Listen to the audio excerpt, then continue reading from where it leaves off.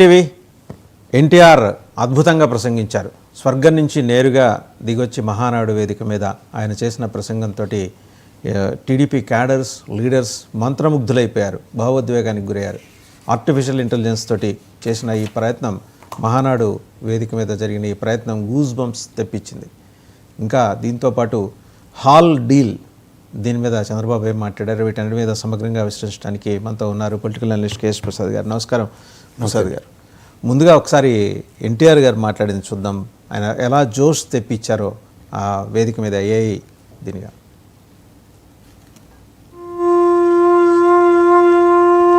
మహావేడుకల నింగి నేల పసుపుమయమై పరవశించేలా అంగరంగ వైభవంగా జరుగుతున్న మహానాడు పండుగ వేళ 10 కోట్ల తెలుగు తమ్ముళ్లకు, ఆడపడుచులకు, రైతన్నలకు, శ్రమజీవులకు, దేశ విదేశాల్లో తెలుగు కీర్తి పతాకాలుగా వెలుగొందుతున్న మన బిడ్డలకు, వివిధ రంగాలలో తమ ప్రజ్ఞా పాఠవంతో తెలుగు తల్లికి సాంస్కృతిక, సాంకేతిక, సాహిత్య నీరాజనమిచ్చిన కళాకారులకు, మేధావులకు, శాస్త్రజ్ఞులకు, విఘ్నులకు, ముఖ్యంగా నా పసుపు జెండాను పుండెల మీద మోస్తున్న తెలుగుదేశం కార్యకర్తలకు నా హృదయపూర్వక నమస్సుమాంజలి.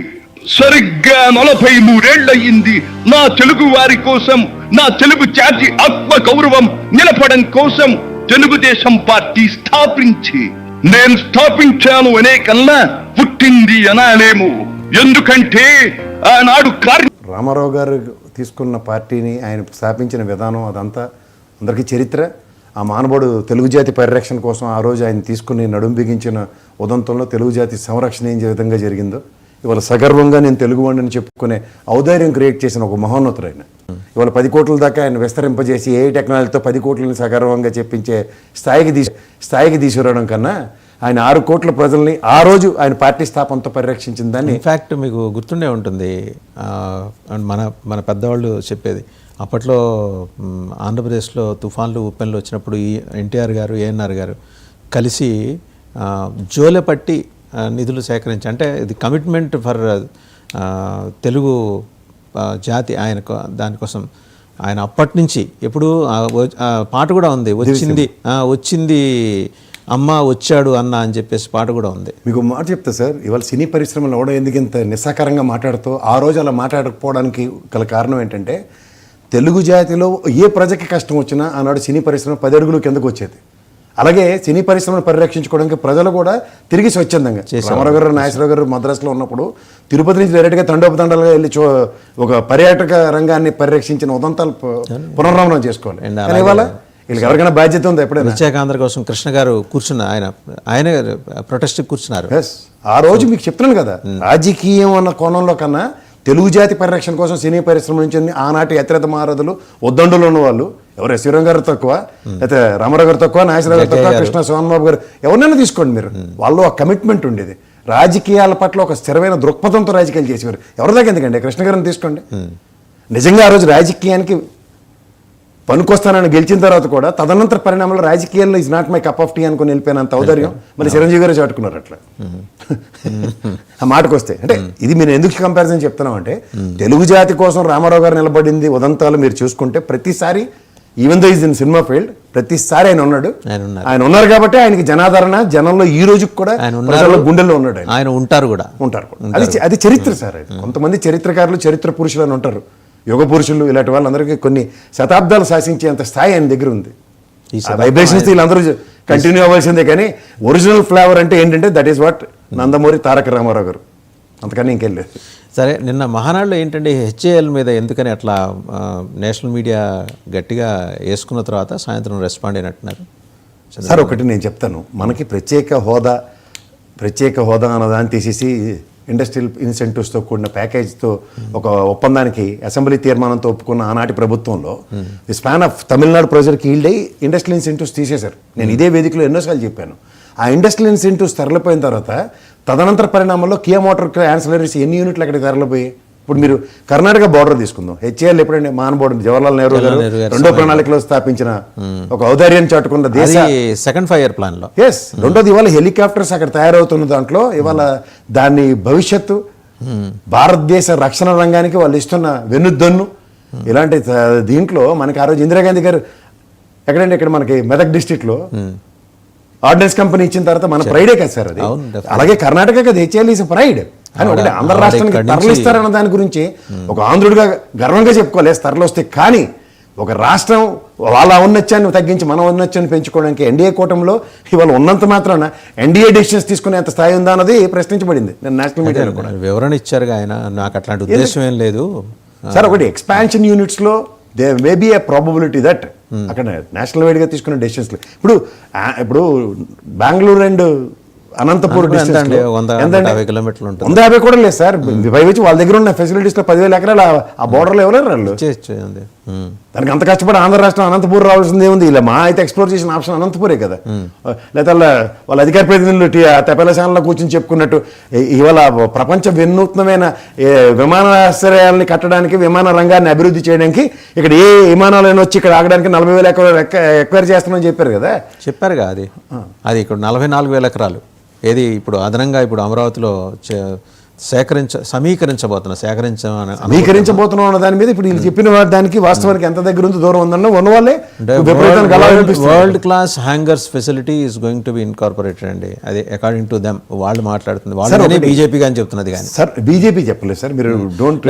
బీజేపీ వాళ్ళ రాష్ట్ర మీడియా ఇన్ఛార్జ్ పాతూరు నాగభూషణ్ గారు ఇక్కడ ఇదే వేదిక మీద చెప్పారు. ఆయనేమో తెలుగుదేశం నుంచి వచ్చిన యాన్సిలరీ యూనిట్ అది. కానీ మీకు ఒక విషయం నేను డైరెక్ట్గా చెప్తున్నా, ఇవాళ జాతీయ స్థాయిలో విమానాశ్రయాలకు సంబంధించిన విషయంలో కానీ ఈ ఇంటర్నేషనల్ సార్ దాని ఏమంటారు రక్షణ రంగానికి సంబంధించిన అంశాలు కానీ ఏ రాజ్నాథ్ సింగ్ గారు లేకపోతే అమిత్ షా గారు లేకపోతే గౌరవ ప్రధానమంత్రి గారు చెప్తే దాని గురించి మాటలు. కానీ ఎన్డీఏలో పార్ట్ అండ్ పార్సల్స్ కానీ ఇక్కడ జాతీయ స్థాయి అధికార ప్రతినిధి కూడా కానీ ఆంధ్రప్రదేశ్ అధికార ప్రతినిధి మాట్లాడిన దానికి శాంచ్యూటీ అంటే I will not accept it. Because inputs ఉన్నాయేమో ఆయన ఎక్కడి నుంచి ఉంటాయి సార్ ఇన్పుట్స్. ఇప్పుడు ఉదాహరణకి పౌర విమానయాన శాఖ మంత్రి ఆయన మన రామ్మోహన్ రెడ్డి గారు మాట్లాడినా నేను ఓకే మేబీ ఏ ప్రాబిలిటీ, ఎందుకంటే ఆయన మంత్రిగా ఖచ్చితంగా ఆ రక్షణ రంగాన్ని కన్విన్స్ చేసి తీసుకొచ్చే అంత నేపథ్యం ఒక క్యాబినెట్ హోదా మంత్రికి ఉందని నేను కన్విన్స్ అవుతాను. కానీ ఎక్కడి నుంచి ఈ ఫెయిలర్స్ కొట్టుకొని వీటి నుంచి మనం సర్వే అవుదాం అంటే ప్రాక్టికల్గా ఇజ్ ఇట్ ప్రాక్టికల్లీ పాసిబుల్? ఇప్పుడు నిజంగా దేశంలో ఒక హ్యాంగర్ యూనిట్ ఉంది, రాష్ట్రంలో ప్రతి రాష్ట్రం బిడ్డేస్తుంది దానికి. స్పెసిఫిక్గా ఎన్డీఏలో ఉన్నాం కాబట్టి చంద్రబాబు గారికి ఇచ్చేస్తాం అన్నది ఆ కాన్సెప్ట్ అయితే ఉండదు కదా దేశవ్యాప్తంగా. అంటే ఈసారి ఏమైనా ఉండొచ్చేమో. ఉండొచ్చు అన్నది హైపోతికల్, దాంట్లో ఈ కెనాట్ డ్రైవ్ కదా. హైపోతికల్గా నాకు వస్తుంది, నేను సంతోషించే మాతృ వ్యక్తిని ఆంధ్రప్రదేశ్ రాష్ట్రానికి అది వస్తే. అంత పెద్ద పరిశ్రమ జాతీయ హోదా కలిగింది, జాతీయ స్థాయి నుంచి మన మీద ఉన్నది. ఉన్న జాతీయ ప్రాజెక్టులకే దిక్కు దివాణం లేదు సార్. విభజన హామీలు చెప్పినట్లుగా ఈ రోజుకి గతి లేదు. సో మీరు బీజేపీ వాళ్ళు మనకి ఇచ్చేస్తారంటే నేను నమ్మడానికి అయితే సిద్ధంగా లేదు. నిన్న జగన్మోహన్ రెడ్డి గారు కూడా మాట్లాడారు, ఒకసారి అది చూద్దాం. చూస్తే లా అండ్ ఆర్డర్, మరోవైపున చూస్తే law and order, red book రాజ్యాంగం నడిపిస్తూ ఉన్నారు. రెడ్ బుక్ రాజ్యాంగం గురించి, లా అండ్ ఆర్డర్ గురించి నేను చెప్పాల్సిన పని ఎలా జరుగుతూ ఉంది అనేది నాకన్నా కూడా చక్కగా మీరే చెప్పగలుగుతారు. ఈరోజు చంద్రబాబు నాయుడు గారి పాలనలో జరుగుతూ ఉన్న వైఫల్యాలను, చంద్రబాబు నాయుడు గారి పాలనలో జరుగుతూ ఉన్న అన్యాయాలను ప్రశ్నిస్తే చాలు, ఆ ప్రశ్నించే గొంతు వినపడకుండా చేయడం కోసం ఏకంగా భయాన్ని సృష్టిస్తూ రెడ్ బుక్ రాజ్యాంగాన్ని నడుపుతూ ఉన్నారు. దొంగ కేసులు పెడతా ఉన్నారు, దొంగ సాక్ష్యాలను సృష్టిస్తూ ఉన్నారు.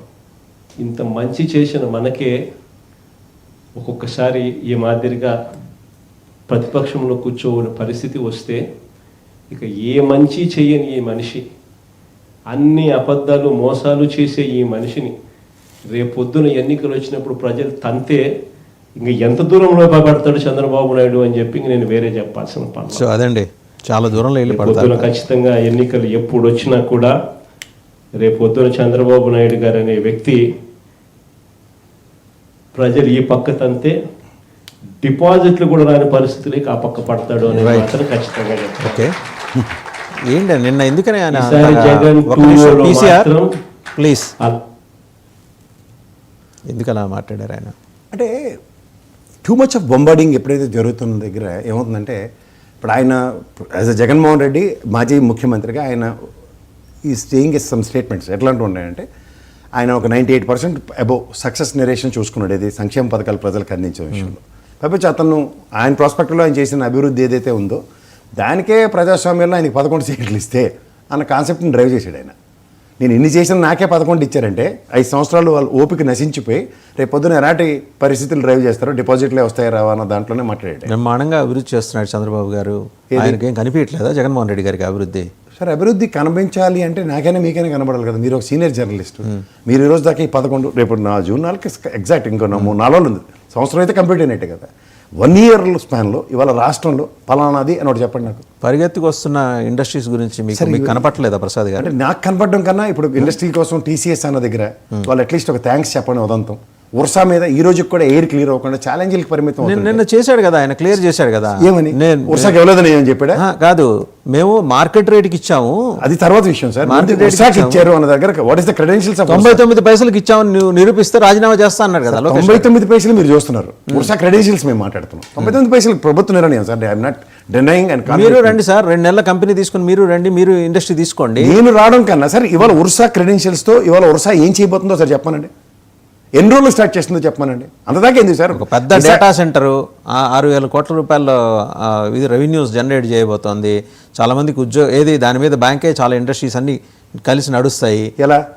అదాని డేటా సెంటర్కే ఈరోజు కాలు పెట్టని ఉదంతంలో 10 ఏళ్ళు బట్టి అది ఒక ఊహకందని ప్రామిస్ కింద అట్రిబ్యూట్ అవుతున్నప్పుడు ఇవాళ మీరు ఉర్సా సెంటర్తో సంథింగ్ ఎల్స్ అన్నది మాట్లాడితే ఒక విషయం మాట్లాడదాం. విశాఖ, ఋషికొండ 1, 2, 3 కొండల పరిసర ప్రాంతాల్లో ఎన్ని స్క్వేర్ ఫీట్ల ఆఫీసులు వేకెంట్గా ఉన్నాయో ఇవాళ ఏ ఇండస్ట్రియలైజేషన్కైనా వెసులుబాటు తీసుకొని ముందుకు రావడానికి ఆల్రెడీ స్వర్గధామంగా ఉన్న విశాఖపట్నం రెడీగానే ఉంది. రెడీగా ఉన్న దగ్గరే ఒక్క కంపెనీ కూడా నోచుకొని నిస్సాయ స్థితి ఉన్నప్పుడు సంవత్సరం పొద్దయిన తర్వాత ప్రభుత్వం మార్పు పెద్దానికి ఇది చూడండి. ఆవు వ్యాసంలాగా వెళ్ళి జగన్మోహన్ రెడ్డి మీద కన్సల్టేట్ అవుతుంటే నేను మీకు డేటా చెప్తా సార్. ఈ 2 రోజుల వాళ్ళు మహానాడు అంటే మహానుభావుడు రామారావు గారిని స్మరించుకుంటారు, లేదంటే దాన్ని ఏమంటారు చంద్రబాబు నాయుడు గారు ఔన్నత్యం చెప్తారు, లేదంటే లోకేష్ గారి గురించి చెప్తారు. ఇవన్నీ చూసుకుంటారండి. నిన్న మీకు ఒక సర్ప్రైజింగ్ ఎలిమెంట్, టోటల్ సినారియోలో జగన్మోహన్ రెడ్డి గారి గురించి 507 సార్లు, వైఎస్ఆర్ గురించి 212 సార్లు, వైఎస్ఆర్ కాంగ్రెస్ గురించి 78 సార్లు, సాక్షి పేపర్ కోసం 18 సార్లు, మొత్తం కలిపి 803 సార్లు జగన్మోహన్ రెడ్డి నామస్మరణే మహానాడులో జరిగింది. ఎన్టీఆర్ గారి గురించి 83 సార్లే మాడారు. తెలుగుదేశం పార్టీ గురించి 161 సార్లు, చంద్రబాబు గారి గురించి 117 సార్లు, మొత్తం 461. ఇది ఎలా ఉందంటే ఆ రోజు జనసేన పార్టీ ఆవిర్భావంలో ఆ రోజంతే జగన్మోహన్ రెడ్డి గారి నామస్మరణే వాళ్ళ ఆవిర్భావ సభలో. ఇవాళ నేను మహానాడులో కూడా ఆద్యంతం చంద్రబాబు గారి గురించి కానీ లేదా లోకేష్ గారి గురించి లేదా మహానుభావుడు రామారావు గారి గురించి కొన్ని ప్రస్తావనల కన్నా ఎంత ఇది ఉన్నాయన్న దగ్గర మీరు ఈ వర్ష వైజాగ్ విశాఖ పరిసర ప్రాంతంలో ఇండస్ట్రియలైజేషన్ అనేది జరిగిపోతున్న అభూత కల్పనలకే పరిమితం అవుతాయి. ఎందుకంటే మీరు పైన ఉన్నది ఎన్డీఏ అంటే బీజేపీ మా ప్రాస్పెక్ట్లో, వాళ్ళు ఇవాళ తెలుగు రాష్ట్రాలకి న్యాయం చేస్తారంటే 10 ఏళ్ళు నిజంగా మనకేంటంటే ఆత్మాభిమానాన్ని పరిరక్షించుకోవడానికి ఏర్పడిన రాష్ట్రాల కింద అభివర్ణిస్తే హక్కుగా వచ్చేవలసినవి కూడా ఈ రోజుకి కూడా సాకారం కాని నిస్సాయ స్థితిలో ఉన్న రాష్ట్రానికి మళ్ళీ మనం పట్టం కట్టినా వాళ్ళు అట్నుంచి ఇస్తారా అన్న భ్రమకైతే నేనైతే నమ్మే స్థితిలో లేదు. ఇంత 10 ఏళ్ళు బట్టి జరుగుతున్న వివక్ష కొట్టొచ్చినట్టు కనబడుతుంటే మీరేదో పాతూరు నాగభూషణం గారు చెప్పారు, లేదా అలా అధికారి ప్రతినిధి ఇక్కడేమో అథెంటికేటివ్గా నాకన్నా గట్టిగా మాట్లాడి చెప్పాడని చెప్తే నమ్మే పరిస్థితిలో మీరు ఉండొచ్చేమో కానీ నేనైతే లేదు. చంద్రబాబు గారు ఏం మాట్లాడారు ఒకసారి చూద్దాం. మనం రాజకీయాల్లో ఉన్నాం, రాష్ట్రాన్ని మార్చాలనుకుంటున్నాం. అలాంటి సందర్భంలో మీరు కూడా ఆలోచించాల్సింది ప్రజలకు మెచ్చే రాజకీయ పాలన మీ ప్రాంతాల్లో మీరు అందించవలసిన అవసరం ఉంది. ఏ కష్టం వచ్చినా మీరు అండగా ఉండాలి, తోడుగా ఉండాలి. అవసరమైతే నాయకత్వాన్ని అక్కడ అడిగి గట్టిగా 10 సార్లు తిరిగి మీరు ఆ సమస్య పరిష్కారం చేసే బాధ్యత మీరు తీసుకోవాల్సిందిగా నేను కోరుతున్నా. ఇంకొక పక్కన నేను ఒకటే మిమ్మల్ని అందరినీ కోరుతున్నాను, మనం కొన్ని జాగ్రత్తలు కూడా తీసుకోవాలి. నేను ఎప్పుడు కూడా చాలా జాగ్రత్తగా ఉంటాను. ఈ కడప గడ్డలో చెప్తున్నా, వివేకానంద రెడ్డి మర్డరు నాలాంటి నాయకుడినే మోసం చేయగలిగారంటే రైట్ విషయం. సో వివేకానంద రెడ్డి గారి మర్డర్ గురించి మాట్లాడారు సార్. ఒక విషయం నేను చెప్తా, ఆ రోజు ప్రభుత్వంలో ఉన్నది ఆయనే. ఆ రోజు ఏబి వెంకటేశ్వర గారి ఆధ్వర్యంలో దాన్ని సిట్ 1. సో అప్పటికింకా ఎలక్షన్ నోటిఫికేషన్స్ కూడా రాని పరిస్థితి ఉంది. If any seriousness is been opted అన్నప్పుడు it's a matter of fact for them. Opposition పార్టీలు అంటే ఖచ్చితంగా ఒకరి మీద వాళ్ళు బుర్ర చల్లుకోవడానికే ఉంటారు. కానీ ఆ రోజు నుంచి ఈ రోజు దాకా దానికి ఎన్ని స్టీరింగ్లు మారే, ఎన్ని డ్రైవింగ్ ఫ్యాక్టర్స్ మారాయో ఒకసారి గమనించుకోమనండి. ఈ రోజుకి కూడా వాళ్ళకి ఎలక్షన్ ఇంజనీరింగ్ ఒక వన్ ఆఫ్ ద ఆప్షన్ కింద ఎక్స్ప్లోర్ అయిన తర్వాత కూడా ఇదే నామస్మరణలు కంటిన్యూ అవుతున్నాయి. చూసుకోండి మీరు, నేను ఇందాక చెప్పింది కూడా అదే. ఈ రోజు గుడ్ గవర్నెన్స్ అన్న కాన్సెప్ట్లో ఇవాళ సంవత్సరం గడిచిన తర్వాత కూడా ఆయన మాట్లాడిన దాంట్లో వాళ్ళతో తప్పు జరగకుండా చూసుకునే బాధ్యత ఆయన మీద ఉన్నప్పుడు అలాంటివి కూడా నోటీసులోకి తీసుకురావాల్సిన బాధ్యత మీ మీద ఉందని ప్రజలకే మళ్ళీ హెచ్చరిస్తున్నారు.